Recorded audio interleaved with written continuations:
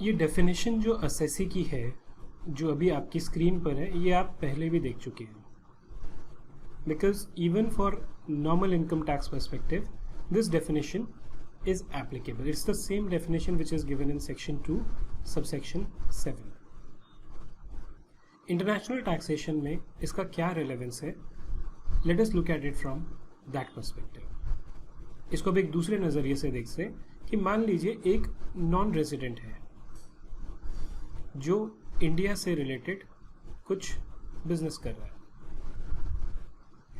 अब ये असेसी कब होगा, ये इस नज़रिए से हम इस डेफिनेशन को देखते हैं.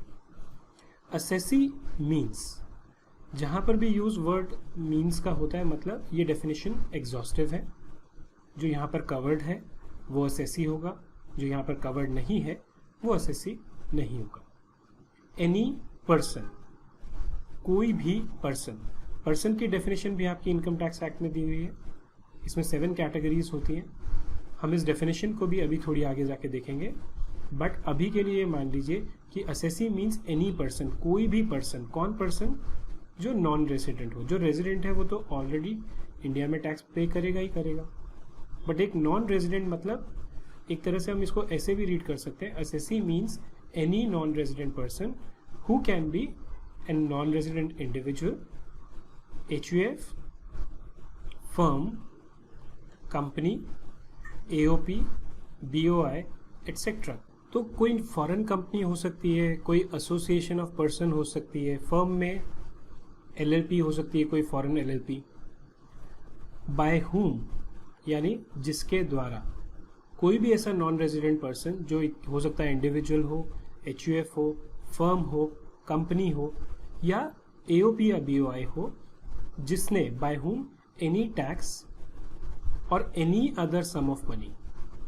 मतलब अगर नॉन रेजिडेंट ने कोई भी टैक्स पे करना है या कोई भी और सम ऑफ मनी पे करना है. सम ऑफ मनी मतलब कोई पेनल्टी पे करनी है उसने या इंटरेस्ट पे करना है, is payable under the income tax act. This definition covers only a person जिसने कोई टैक्स पे करना है या कोई पेनल्टी या इंटरेस्ट पे करना है इनकम टैक्स एक्ट में. उस केस में ये जो डेफिनेशन है असेसी की, ये उसके ऊपर एप्लीकेबल हो जाएगी. Now assessee, in addition to what we discussed in the last slide, also includes certain other categories.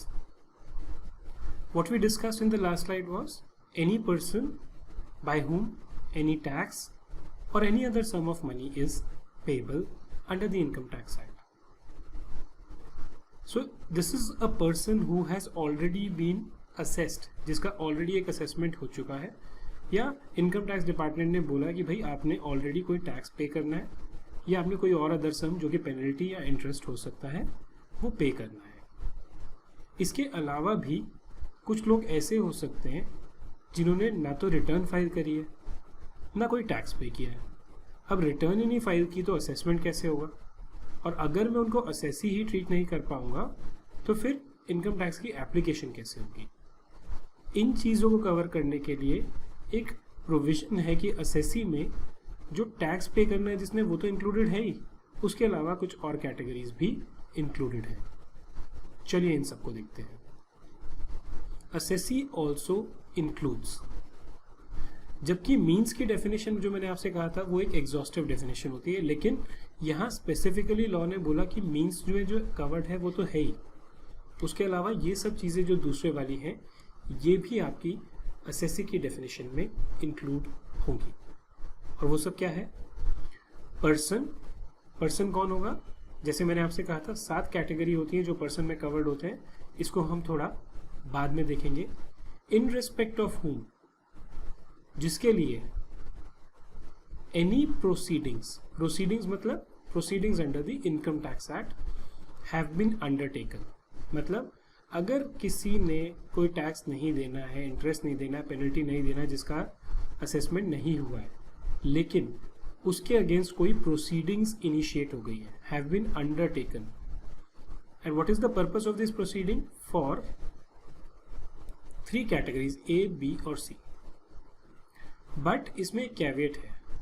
Proceedings तो इनिशिएट हो गई, लेकिन इशू ये है कि उस आदमी का ज़रूरी नहीं है कि टैक्स पेबल हुई।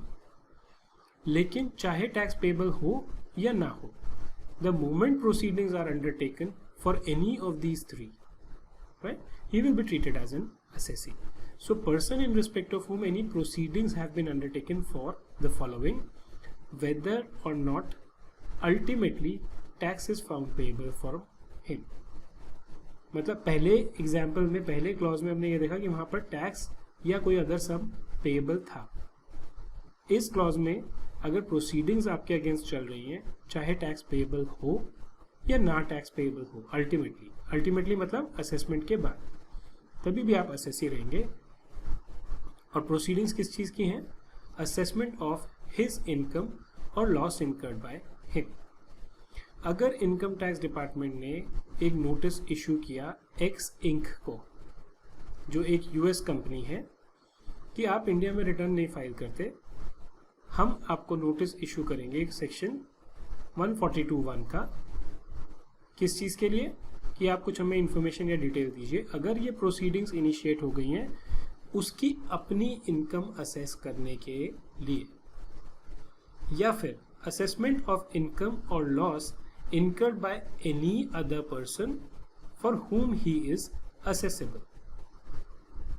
अब कुछ केसेस में क्या होता है कि एक नॉन रेजिडेंट का कोई इंडिया में एक बंदा, मान लीजिए इस हम एक्स इंक की बात करते हैं, इंडिया में इनका एक एजेंट था। गवर्नमेंट ने प्रोसीडिंग्स इनिशिएट करी एजेंट के अगेंस्ट, क्योंकि एक्स इंक तो यूएस में थे, उनका कोई ऑफिस नहीं था, कोई सब्सिडरी नहीं थी।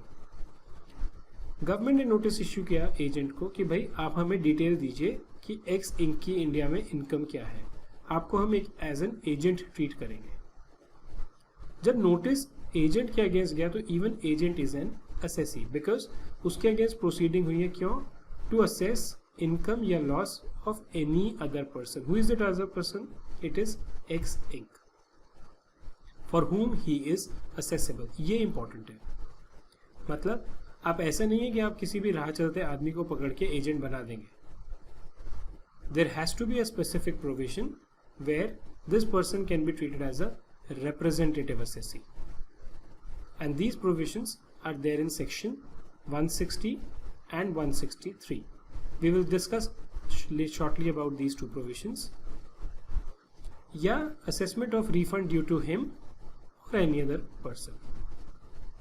अगर कोई प्रोसीडिंग्स है कि किसी को रिफंड देना है या किसी और पर्सन को रिफंड देना है, उस केस में ये असेसी माना जाएगा।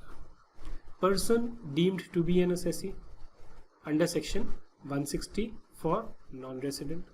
जैसे मैंने आपको यहाँ बोला, सेक्शन 160 में ये दिया है कि आप कब किसी पर्सन को एक रिप्रेजेंटेटिव असेसी ट्रीट कर सकते हैं नॉन रेसिडेंट का।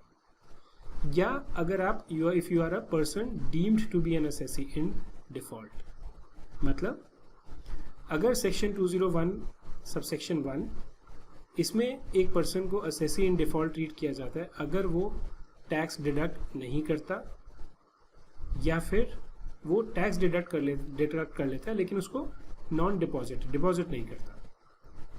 या फिर सेक्शन 218 में non deposit of advance tax के केस में a person can be treated as an assessee in default. Even an assessee in default is an assessee.